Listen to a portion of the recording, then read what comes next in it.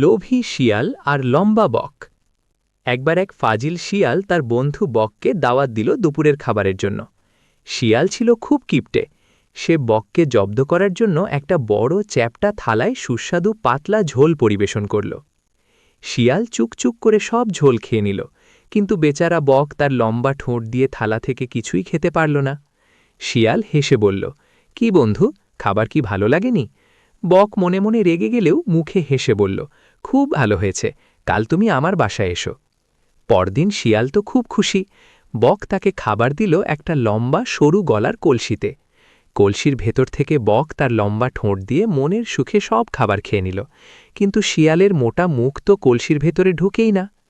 শিয়াল কলসির বাইরেটা জিভ দিয়ে চাটছে দেখে বক বলল, কি বন্ধু, খাবার কি ভালো লাগেনি? শিয়াল তখন নিজের ভুল বুঝতে পেরে লেজ গুটিয়ে ওখান থেকে পালালো। গল্পের মজা, যেমন কর্ম তেমন ফল। অন্যকে ঠকালে নিজেকেও ঠকতে হয়।